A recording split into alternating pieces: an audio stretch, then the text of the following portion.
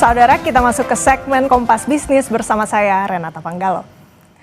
Pemerintah akan menarik utang 781,9 triliun rupiah tahun depan. Utang ini untuk membiayai berbagai program prioritas Presiden Prabowo Subianto. Utang tahun depan termasuk yang tertinggi dalam 5 tahun terakhir.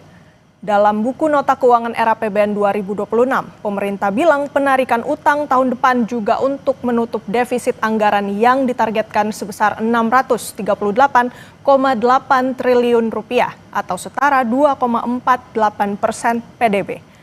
Utang pemerintah tahun depan justru naik saat defisit ditekan signifikan dari tahun ini sekitar 2,78% dari PDB. Utang pemerintah tahun depan didominasi penerbitan surat berharga negara alias surat utang negara. Komposisinya lebih besar dibanding tahun ini yang sebesar 585,1 triliun menjadi 749,2 triliun rupiah. Penerbitan SPN ini melonjak signifikan sampai 28%. Sebaliknya utang pemerintah dalam bentuk pinjaman menyusut 74,9%, hanya jadi 32,7 triliun rupiah.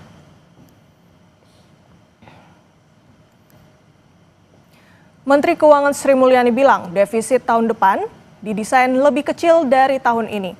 Konsolidasi fiskal dilakukan dengan pertimbangan faktor risiko terhadap APBN. Sekalian, defisit 2026 didesain di 2,48%. Kalau kita bandingkan dengan tahun ini yang diperkirakan mencapai 2,78, ini adalah penurunan yang cukup tajam. Dan ini masih konsisten bahwa pada saat kita mampu melakukan konsolidasi fiskal di dalam rangka untuk menjaga risiko APBN dan pembiayaan, kita akan selalu coba lakukan tanpa mengkompromis perekonomian, karena perekonomian sering membutuhkan support APBN untuk pertumbuhan, sehingga kami selalu mencari titik seimbang antara kebutuhan untuk menstimulir ekonomi kita, dan ini terasa sekali pada saat APBN dipotong pasti langsung muncul indikasi di dalam masyarakat atau perekonomian adanya penurunan kegiatan ekonomi. Namun pada saat yang sama kita juga berhati-hati mengenai desain defisit. Dengan 2,48, rasio utang masih terjaga di 39,96%. Kami juga menggunakan SAL secara cukup efektif di dalam rangka untuk menjaga APBN tidak dalam posisi tercorner apabila ekonomi atau financial secara global bergolak. Jadi fiscal buffer itu selalu harus disediakan dan ada, karena kondisi global tidak pernah kita bisa kontrol dan prediksi secara excise. Saudara, salah satu faktor yang memengaruhi risiko utang pemerintah adalah pergerakan kurs rupiah. Bank Indonesia akan menjaga kisaran rupiah terhadap dolar Amerika Serikat dengan rentang 16.000 sampai 16.500 dengan sejumlah faktor. Diperkirakan bahwa rupiah ke depan tetap akan stabil dengan kecenderungan menguat dengan 4 alasan. Satu, bahwa neraca pembayaran kita tetap sehat dengan defisit yang rendah sekitar 0,8 sampai 1,1% per PDB. Kedua, inflasi yang rendah. Ketiga adalah pertumbuhan ekonomi yang tinggi, dan tentu saja keempat adalah komitmen Bank Indonesia untuk menjaga stabilitas nilai tukar rupiah. Kami akan upayakan rupiah berada di sekitar 16.300 sehingga kami perkirakan rupiah pada tahun ini dan tahun depan kisarannya antara 16.000 sampai 16.500. Menteri Sri Mulyani bilang utang pemerintah masih dalam batas aman karena memiliki rasio di bawah 40% terhadap PDB. Mengacu Undang-Undang Nomor 17 Tahun 2003, rasio utang pemerintah maksimal adalah 60% terhadap PDB. Benarkah rasio utang mendekati 40% bukan tanpa resiko? Kompas Bisnis bertanya kepada Kepala Ekonom Bank Sentral Asia, David Sumual. Selamat pagi, Pak David. Selamat pagi, Mbak Renata. Baik, Pak David, langsung saja. Pertanyaan pertama, penarikan utang tahun depan merupakan tertinggi dalam 5 tahun terakhir. Rasionya mendekati 40% terhadap PDB. Pak David, benarkah kenaikan rasio ini masih terukur?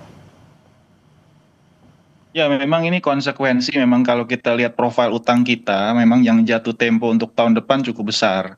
Hitungan saya itu sekitaran 800 triliun ya. Jadi ini memang konsekuensinya juga akan ada rollover ya. Dan kita lihat nanti berfluktuasi di 2027 ada penurunan ya 2028 dan berfluktuasi sampai 2030. Tapi memang untuk tahun depan cukup besar ya, sehingga memang dibutuhkan penarikan utang yang cukup besar juga. Walaupun kita lihat di situ defisit anggaran kita sebenarnya defisit APBN kita itu berkurang ya dari 2,7 jadi 2,48 ya. Jadi memang daya dorong dari fiskal ini memang relatif kalau dilihat ya dibandingkan tahun lalu ya memang sedikit menurun kalau dilihat dari angka defisitnya. Dan memang perlu kehati-hatian juga karena kita nih Mbak Renata negara emerging market ya, bukan atau negara developing market, bukan negara maju atau develop market. Jadi kita harus menjaga rasio yang sedikit konservatif ya. Memang Maastricht Treaty itu mengatakan 60% terhadap PDB masih aman. Jadi kita sekarang posisi di 40%, sebelum pandemi kita kisaran sekitar 30%, tapi tetap ya kita harus tetap waspada, tetap harus menjaga kondisi fiskal kita tetap disiplin, Mbak Renata. Baik, Pak David, pertanyaan selanjutnya bagaimana dengan debt service ratio, Pak? Rasio pembayaran utang terhadap penerimaan negara akan jadi berapa tinggi, Pak David, dan bagaimana kemampuan bayar pemerintah sekaligus dalam menghadapi rollover risk? Ya itu kenapa kita juga tidak harus terus-menerus mengandalkan utang sebagai daya dorong. Walaupun memang kita lihat di semester 1 kan relatif flat ya pertumbuhan, dan ini salah satunya juga peran fiskal kita harus dorong. Tapi yang lain juga seperti investasi, terutama investasi asing itu harus kita dorong juga.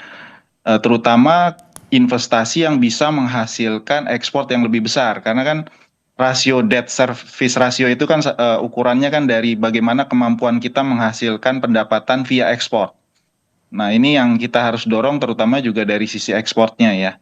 Jadi selama sebenarnya pertumbuhan PDB nominal kita lebih tinggi daripada pertumbuhan utang kita, ini sebenarnya masih dalam posisi yang relatif bisa kita bilang cukup aman ya. Jadi selama pertumbuhan misalnya terakhirnya kan pertumbuhan PDB nominal kita 7,41% ya di kuartal 2 meningkat ya trennya. Tapi kalau tren utang kita tumbuhnya lebih tinggi artinya rasio utang terhadap PDB kita akan lebih tinggi.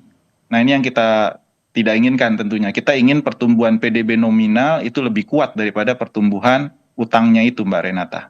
Oke, Pak David, penegasan mungkin Pak, ada hitungan Pak bahwa rasio pembayaran bunga terhadap penerimaan pajak 2026 sudah mencapai 22,27%. Artinya 22% lebih penerimaan pajak dipakai untuk bayar utang.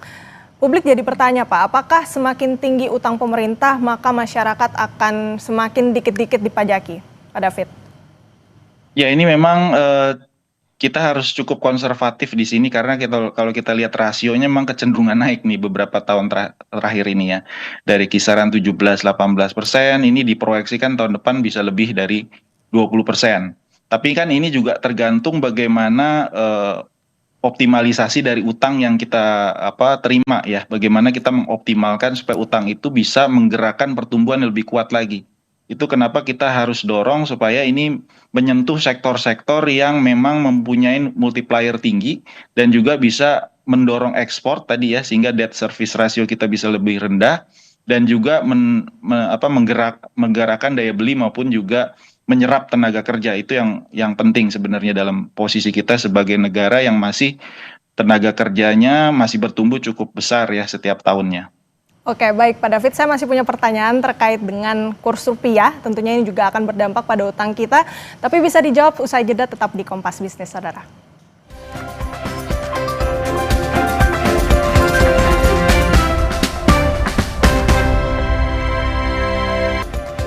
Saudara, Anda masih menyaksikan segmen Kompas Bisnis bersama saya Renata Panggalo, dan kita lanjutkan dialog kita bersama dengan Kepala Ekonom Bank Sentral Asia, David Sumual.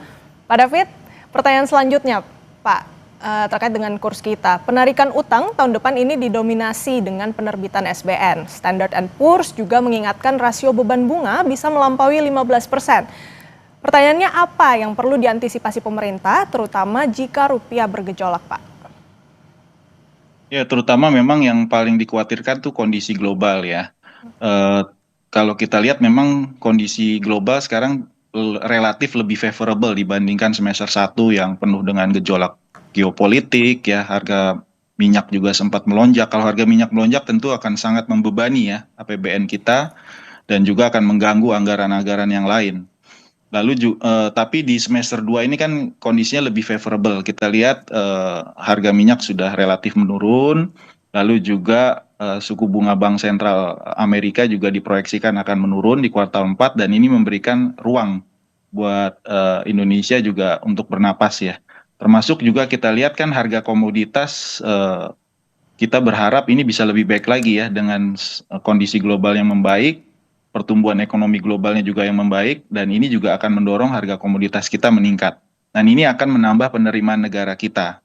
Nah, juga kita berharap ujung-ujungnya kurs kita relatif lebih stabil ya. Proyeksi kami mungkin untuk semester 2 ini akan relatif lebih stabil ya dibandingkan semester satu yang relatif volatile ya. Kalau kita lihat kurs mata uang untuk mata uang emerging market termasuk rupiah. Dan kita tahu utang kita juga ada sebagian yang dalam bentuk falas masih ya. Dan itu pentingnya buat kita untuk mendiversifikasi juga ya utang kita yang dalam bentuk falas sehingga juga tidak terkonsentrasi pada falas tertentu ya. Sehingga risiko terhadap pembayaran utangnya juga bisa kita mitigasi. Nah, sampai sekarang kita memang kalau kita lihat kita bandingkan posisi utang kita dibandingkan utang rupiah kita memang lebih dominan ya dan ini saya pikir relatif baik tapi tetap kita juga harus mendorong bagaimana menarik investasi sebenarnya. Karena kalau utang ini kan bagaimanapun kondisi ekonomi kita lagi baik, ekonomi kita Indonesia misalnya lagi buruk, utang itu tetap harus dibayar. Jadi walaupun pertumbuhan ekonomi lagi lemah, utang harus tetap dibayar. Beda dengan investasi. Investasi ini kan partisipasi. Jadi kalau misalnya memang kondisi lagi baik ya kita bisa memberikan dividen. Tapi kalau misalnya lagi tidak baik ya tentunya juga akan berpengaruh kepada penanam modal juga. Nah ini yang kita harus dorong. Bagaimana mendorong ekonomi kita lebih dari sisi investasi dibandingkan dari sisi utang tentunya. Oke, Pak David, yang saya catat berarti untuk perkiraan semester 2 ini relatif lebih stabil, tapi juga penting untuk mendiversifikasi utang supaya tidak terkonsentrasi pada falas, dan tentunya supaya tidak terkonsentrasi pada investasi untuk pertumbuhan ekonomi. Nah, pertanyaan terakhir, Pak David, yang menjadi pertanyaan kami mungkin agak teknis untuk awam, tapi juga penting kami tanyakan untuk investor. Nah, Pak David, apakah kenaikan utang sudah terbukti meningkatkan efisiensi ekonomi? Karena kalau kita lihat dari Incremental Capital Output Ratio atau ICOR Indonesia ini di atas 6%, padahal negara tetangga di bawah itu. Ya, ini baik dari utang ya, bisa diukur dari berbagai rasio seperti debt service ratio dan lain, maupun juga capital tadi ya, investasi yang masuk, berapa ya output yang bisa kita terima dari investasi maupun utang yang masuk tersebut. Jadi kita sebenarnya ini perlu terus melakukan perbaikan-perbaikan di sisi domestik kita, terutama di regulasi, percepatan supaya iklim investasi kita semakin baik ya. Sehingga dari sisi ICOR tadi, kita bandingkan dengan negara-negara lain memang relatif lebih rendah ya kalau dibandingkan negara ASEAN utama seperti Malaysia, Singapura, Thailand, ataupun India itu kita sedikit lebih rendah dari sisi ICOR yang merupakan ukuran dari produktivitas maupun efisiensi. Jadi perbaikan-perbaikan dari sisi birokrasi ini terus kita lakukan. Kita bisa contoh negara-negara yang cukup berhasil dalam hal perbaikan deregulasi, percepatan perizinan, dan juga karpet merah buat investasi. Ini kita lihat juga salah satu contoh Vietnam ini bisa kita copy aja sebenarnya, sehingga efisiensi tadi ICOR kita juga bisa terus turun ke depannya Mbak Renata. Oke, tentu masih ada beberapa PR untuk meningkatkan ICOR kita ya Pak. Nah, sebagai emerging country, Pak David, berapa rasio utang yang paling ideal untuk Indonesia? Adakah contoh negara lain yang mirip beserta resikonya? Ya, tentu kita tidak bisa membandingkan misalnya dengan negara maju yang mata uangnya memang diminati ya atau atraktif buat banyak negara. Contohnya US dollar ini kan walaupun dia utangnya sudah mendekati lebih dari 130%, ini tidak bisa kita ambil sebagai contoh ya. Ataupun Jepang yang sudah lebih dari 200% PDB. Dan Jepang ini pun kebanyakan dia berhutang ke dirinya sendiri, utang domestik yang lebih banyak dibandingkan utang luar negeri. Jadi ini pun tidak bisa kita ambil sebagai patokan. Nah, sebenarnya sudah ada di Undang-Undang Keuangan Negara tuh di bawah 60% ya, posisi sekarang 40%, tapi kembali saya sampaikan bagaimana supaya percepatan pertumbuhan PDB nominal kita bisa lebih kencang dibandingkan pertambahan utang kita. Sehingga rasionya tadi bisa pelan-pelan kita turunkan terus. Posisi 30-40% sebenarnya sudah relatif aman, tapi kalau sudah di atas 45 ke arah 50% atau bahkan 60% ini mungkin sudah lampu kuning atau lampu merah ya. Jadi kita harus lebih berhati-hati. Jadi dalam posisi sekarang ya kita berharap penggunaan utangnya yang lebih efektif dan efisien ya. Jadi benar-benar bisa menggerakkan pertumbuhan, bukan bagaimana mendorong birokrasinya malah ya yang membuat juga hambatan tentunya buat pebisnis ya ataupun investasi domestik maupun juga investasi dari luar. Oke, singkatnya berarti utang kita juga harus lebih produktif pergunaannya ya Pak. Pak David, ini juga ada yang menarik Pak, tentang saldo anggaran lebih atau SAL. Dipakai buat tutup defisit, tapi apakah ini tidak jadi indikasi bahwa utang yang ditarik pemerintah tidak sepenuhnya produktif? Ya memang harus dijaga ya, betul yang dikatakan Kementerian Keuangan, kita harus jaga buffer tertentu untuk berjaga-jaga precautionary kalau ada masalah, misalnya waktu itu kan pandemi, ada misalnya terjadi krisis, bencana, itu kita tetap perlu menjaga satu buffer tertentu.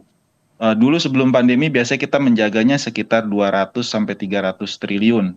Tapi memang saya perhatikan terakhir-terakhir ini memang ada pembengkakan ya, bahkan sempat di atas 600 triliun dari sisi salnya.